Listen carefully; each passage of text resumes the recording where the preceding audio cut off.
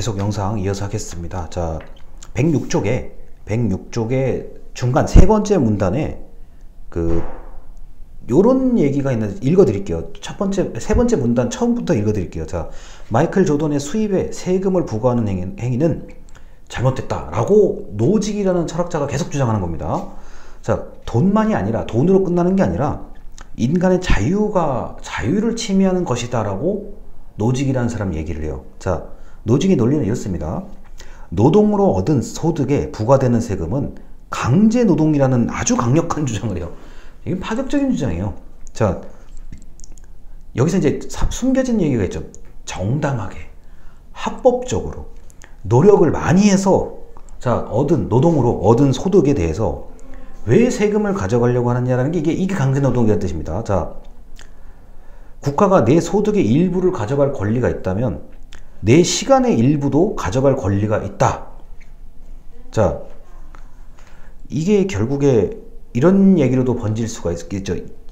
확대될 수 있습니다. 가령 예를 들어서 내 수입의 30%를 국가가 가져가는 대신에 내 시간의 30%를 국가를 위해서 일을 하라고 국가가 명령할 수도 있을 것이다.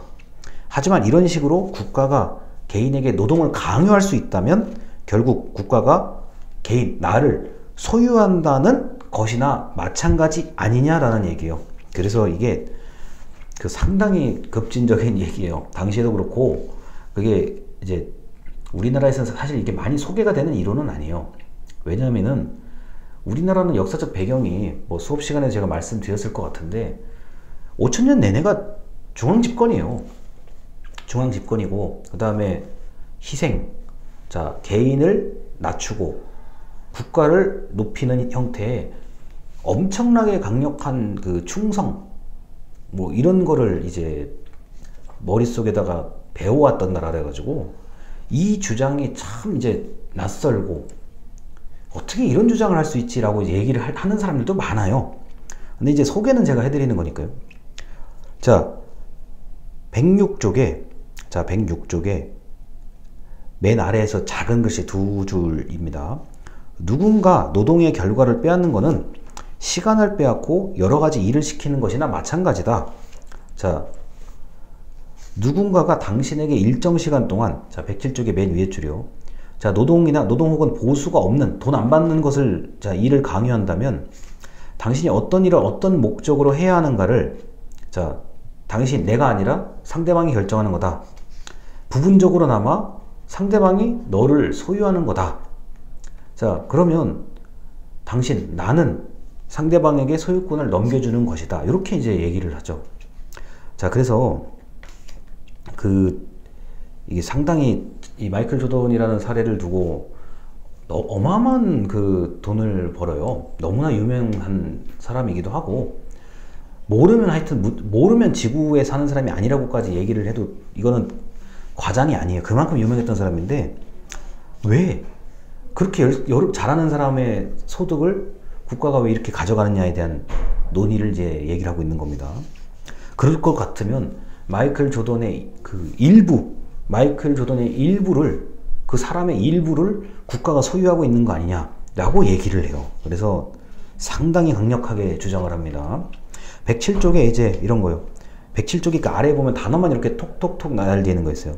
거기서 여러분이 제일 이제 눈여겨볼 수 있는 단어가 이제 노예라는 단어죠.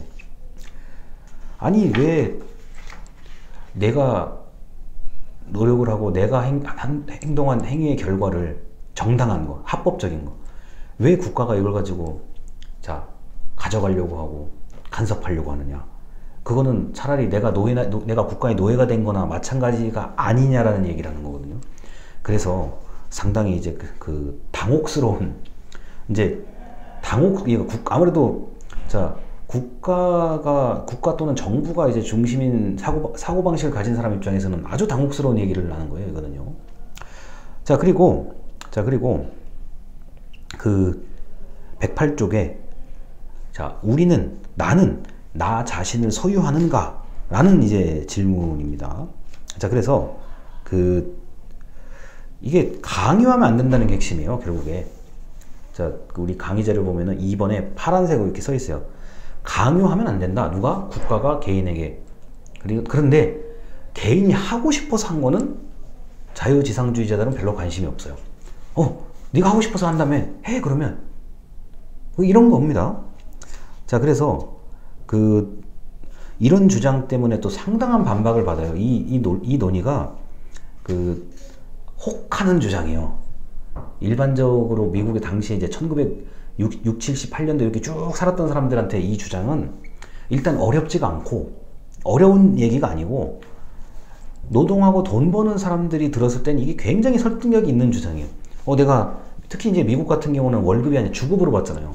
자, 내가 일주일에 자 이제 오늘 저 금요일이니까 돈 받아서 이제 오늘 금요일 저녁에 뭐 내가 좀 쉬든지 놀든지 아니면 친구들하고 놀든지 가족을 뭐 먹여 살리든지 이러는데 이제 이렇게 이제 매일 이렇게 저 돈 벌고 뭐 이번 주에 주급 자 주급은 얼마나 될까 이제 이렇게 사는 사람 입장에서 딱 이 주장을 들으면은 굉장히 솔깃할 것 같아요. 이건 저도 추측하는 건데 제가 다시 말씀해 이건 제가 추측하는 건데 내가 이게 오늘 예를 들어서입니다. 자, 오늘 내가 이제 일주일에 지금 10만 원을 벌었어. 예를 들어서. 근데 이거 어디 세금 납부하고 이거 공과금 납부하고 뭐하고 왜 내 돈이 별로 없는 것 같지? 이제 이렇게 사는 사람들한테 이런 주장이 굉장히 먹혀 들어갔을 것 같아요. 제가 보기에는. 그리고 반대로 이제 잘 사는 사람 입장에서도 나는 뭐 내가 만들어 놓은 내가 노력해서 뭔가 갖춰 놓은 것 때문에 뭔지는 모르겠지. 그것 때문에 나는 자고 일어나니까 통장에 돈이 이렇게 많이 들어가 있어. 밤새도록 누군가가 뭔가 했어. 뭐 그게 기계가 일을 해주든 뭐 하든 간에 했어요. 아니 근데 왜 나한테 많이 가져가느냐. 자, 이런 시스템이나 이런 거 구축하는데 내가 들었던 뭐 나의 뭐 희생이라든가 노동이라든가 이런 거는 이런 거를 감안하는 게 아니라 왜 갑자기 많이 번다고 많이 국가에서 가져가느냐. 그거는 이제 부당하다라고 얘기를 하는 거예요. 지금 이 최소국가론이 참 급진적인 것 같으면서도 이게 당시에 이제 자 미국 사회는 지금도 마찬가지고 앞으로도 그럴 건데 돈 많으면 최고예요. 그러니까 자본이 중심이 되는 나라이기 때문에 내가 노력해서 내가 돈 많이 벌고 내가 성공해서 인기 많아서 돈 벌고 이러면 된 거 아니야? 이런 이제 사고방식이 강한 나라에서 딱 이 얘기는 부자들한테도 이게 먹혀 들어가는 이론이고 의외로 이게 가난한 사람들한테도 먹혀 들어가는 이론이에요. 의외로요. 그래서 상당히 이게 당시에 좀 큰 열풍을 좀 가져온 이론 중에 하나입니다. 자, 그래서 거기 반박에 대한 얘기가 있습니다. 백구 쪽부터 이렇게 반박이 꽤 많아요. 그래서 이게 왜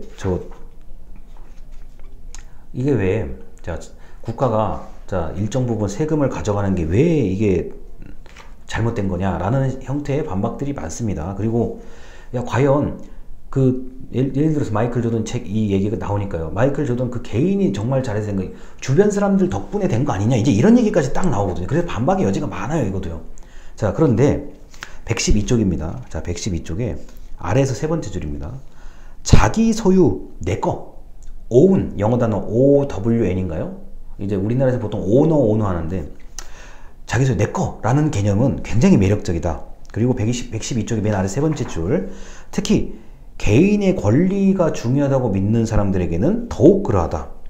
자, 나는 국가나 정치 공동체의 소유가 아니라 나는 나다라는 이 생각은 자, 다른 사람의 복지를 위해서 나의 권리를 왜 희생해야 되는지를 설명하는 방법이다 라고 얘기하는 거예요. 그래서 상당히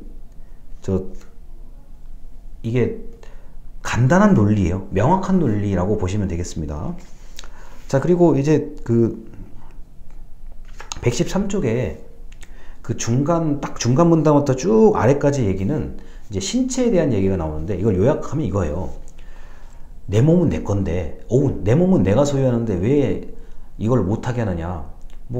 내가 특히 여기 책에 이제 장기 거래, 우리가 흔히 말하는 인체 장기를 이제 거래, 사고 파는 행위요. 아니, 장기 거래, 이거 내가 그렇게 하고, 내가 그렇게 할 상황이 됐으니 내가 내 몸을 내가 알아서 한다는데 왜 난리인 거냐는 거예요, 전 국가가. 그러다 보니까 참 이게 그 희한한 거예요. 뭐 그래 네 몸은 네 거니까 뭐 누가 뭐라 그러겠어, 이렇게 얘기가 될 수도 있어요. 여러분들도 한번 잘 생각을 해보세요. 그러면은 이거 뭐 내가 사고 싶어 샀는데 뭐 왜 뭐라 그래? 야, 요새 말로 내 돈 내산이요. 요새 말로 이게 내 돈 내산이에요. 내 돈으로 내가 샀다. 어떤데? 그건 또 뭐라 그럴 거냐? 라고 하면 할 말이 없죠. 그게 이게 내 돈 내산의 개념이 지금 이게 이 오늘의 요 논의에 이제 아주 적합한 예시 중에 하나예요. 자, 뭐 굳이 야 그거 지금 살 필요가 있겠니? 나중에 사. 지금 돈 아껴서 나중에 해. 이거는 조언이나 충고를 해줄 수는 있죠. 그런데 행동의 결과, 자, 그 선택은 누가 한다? 내가 한다는 거예요. 자, 그래서 114쪽의 맨 위에 줄입니다. 아주 극단적인 얘기가 또 하나 나와요. 자기의 생명은 자기의 것이므로 내가 원하면 내가 죽을 자유가 있다는 것까지도 얘기를 해요. 그리고 이를 도와줄 의사, 자, 조력자살이라고 하죠. 조력사라고 얘기합니다. 이렇게도 받을 수 있어야 된다는 생각을 가졌다. 자, 114쪽의 위에서 세 번째 줄. 자기 마음대로 자신의 몸을 이용하거나 내가 죽거나 말거나 뭐 나한테 이래라 저래라 결정권을 행사할 때 국가는 이를 막을 권리가 없다고 주장하는 게 아주 이게 또 최소국가론의 또 아주 희한한 논리예요. 그런데 이게 제가 지금 이 논리를 뭐 엄청나게 뭐 제가 이게 긍정하거나 엄청나게 부정하지를 못하겠어요. 왜냐면은 이 내 거라는 거 있잖아요. 내 거. 여러분 것이 있고 나는 내 거라는 게 있잖아요. 이게 참 버리기가 어려운 거거든요. 자, 나를 완전히 버리면서까지 타인을 위해서, 나의 많은 것을 포기하면서까지 타인을 위해서, 자, 내가 번 돈을 뭘 하면서까지 타인을 위해서, 이게 정말 어려워요. 정말 어려운 거거든요. 그래서 이게 인간의 본성에 딱 맞는 얘기를 지금 하고 있는 거다 보니까 엄청나게 비난을 받아요. 이 이론은 제가 지금 몇 번째 반복하는데 엄청나게 반박을 받는데 사실 인기가 있는 이론이에요, 이게. 근데 이제 우리처럼 이제 우리나라에서 배워왔던 것처럼 뭐 봉사, 희생, 공동체, 나눔, 이게 이제 어릴 때부터 쭉 교육을 받아왔던 이제 우리나라에서는 이 이론이 그렇게 잘 뭐 흔히 말해서 소개가 많이 안 되는 거죠. 자, 장기거래 114쪽, 115쪽, 116쪽까지 얘기입니다. 장기거래는 엄격하게 금지돼 있죠. 엄격하게 금지돼 있고 미국도 이게 주마다 좀 다른 걸로 제가 알고 있어요. 그래서 각 주의 상황을 좀 봐야 되는데 솔직히 그거는 제가 잘 모르겠어요. 다르다는 것만 알아요. 어느 주는 약간 좀 허용의 폭이 있고 어느 주는 허용의 폭이 없는 걸로 제가 알고 있거든요. 자, 제가 자세히는 모르겠으나 결국에 하고 싶은 얘기는 116쪽에 나와요. 116쪽에 아래에서 네 번째 줄입니다. 우리가 자신의 신체와 생명의 진정한 소유자라면 스스로 장기를 팔고 싶으면 팔고 아니면 말고라는 거, 이게 그렇게 해야 된다는 걸 자유지상주의자들은 논의하고 있는 겁니다. 자, 그리고 116쪽 안락사 얘기인데요. 아, 이게 참 우리나라 이제 사전연명 제도가 뭐 이미 시행이 되고 있어요. 그래서 뭐 저 개인적으로도 사전연명 의향서를 가지고 이제 있고 이미 제가 카드를 대한민국은 카드를 발급을 해줘요. 그래서 제 지갑속에 넣고 다니는데 이제 이거 가지고도 난리가 났었죠, 우리나라에서요. 이게 흔히 말해서 살아있어도 산 것 같지 않은 이 사람에게 연명 치료를 굳이 할 필요가 있겠느냐, 이거 가지고 한참 논의가 있었다고요, 우리나라에서요. 이제 지금은 우리나라가 이제 연명 치료에 관련된 법이 정비가 잘 돼가지고 지금 시행 중인데 이건 이제 안락사 개념입니다. 117쪽의 아래서 세 번째 줄. 심각한 고통에 시달리는 환자를 극심한 고통 속에 연명하도록 두기보다는 스스로 죽음을 앞당길 수 있도록 해야 한다고 판단한다. 심지어 인간은 자기 목숨을 보존할 의무가 있다고 생각하는 사람조차 자, 때에 따라서는 자, 의무보다 연민에 기운다. 118쪽의 맨 위에 줄입니다. 자, 그런데 이게 참 근데 사람의 죽음이라는 거는 이성적으로만 생각하기는 어려운 개념이에요. 야, 참 딱하다. 야, 어떻게 하면 저냐. 야, 벌써 죽냐. 우리가 특히 이제 장례식장 같은 데 가면 이제 굉장히 야, 이게 왜 벌써 이 사람이 이렇게 돌아가셨을까? 이런 얘기 많이 하거든요. 그러니까 논리적인 걸 얘기하는 게 아니라 감정. 아, 딱하다. 아, 왜 이제 이렇게 이 나이 얼마 안 됐는데 가셨냐. 뭐 갑자기 특히 이제 주무시다가 돌아가시는 경우들도 있어요. 갑자기 아침에 일어났는데 이상하다. 분명히 어제 밤까지 놀고 먹고 이렇게 막 웃던 사람인데 아침에 일어나니까 의식이 없어요. 이런 경우 이제 굉장히 당황스럽거든요. 이제 그러다 보니까 그 안락사를 지지하는 이제 논점이 자유지상주의인데, 이게 이제 참 딱 구분하기, 이성과 감성의 이 경계를 구분하기 좀 어려운 그 논의라고 할 수 있겠습니다. 자, 그런데 이제 장기 거래 같은 경우는 이제 이 논의를 이 자유지상주의를 주장하는 사람들이 확실하게 이제 얘기를 하는 거고요. 자, 그래서 그 오늘 이야기 같은 경우는 확실하게 이거는 그 미국에서 1950년대, 60년대, 70년대에 나타났던 상당한 그 열풍을 일으켰던 논쟁이고요. 자유지상주의라고 하는, 그 다음에 정부의 역할을 최소화한다. 합법이냐 불법이냐가 그 소유의 그 기준이 된다. 그 다음에 내 거는 내가 알아서 한다. 내 몸은 내가 알아서 한다. 내 생명은 내가 알아서 한다. 뭐 내가 돈을 뭐 쓰거나 말거나 왜 국가가 이거 가지고 난리냐. 이제 이런 주장이라고 보시면 되겠습니다. 그래서 이번에 이제 이 책, 자, 이 마이클 샌델의 정의란 무엇인가, 이 책에서 뭐 여러 가지 철학적인 논점을 다 다루다 보니까 이거를 이 얘기했다가 또 중간에 갑자기 저 얘기했다가 이렇게 얘기하면 여러분들이 이건 이해를 못해요. 그래서 하나하나씩 이제 제가 좀 뜯어가면서 설명을 하는 건데, 아무래도 이게 좀 아무리 뭐 쉽게 쓰여진 책이라고 해도 여러분들께서 철학에 뭐 관심이 없을 수도 있고, 때에 따라서는 이제 나는 이제 이게 이런 철학적인 이 얘기가 나의 삶, 나의 생활과 이게 무슨 관련이 있을까, 이제 그렇게 생각하실 수도 있어요. 그리고 제가 수업 시간에 말씀을 드렸듯이 절대로 이 책에 나온 얘기만 모든 걸 다 대변하진 않습니다. 신학도 신학대로 있고, 자, 이 철학 안에서도 나름대로 이 계열들이 다 있어요. 그 다음에 감정에 대한 논의는 이 책에서 없어요. 감정은 심리학 영역입니다. 아예 그건 또 달라요. 그래서 그 여러 가지 논의를 한꺼번에 제가 이렇게 얘기하기가 쉽진 않으니 하나하나씩 잘라서 좀 설명을 드리도록 할게요. 그래서 일단 이번 주 영상은 이 자유지상주의, 다른 말로 최소 국가론에 대해서 말씀을 드렸습니다. 감사합니다.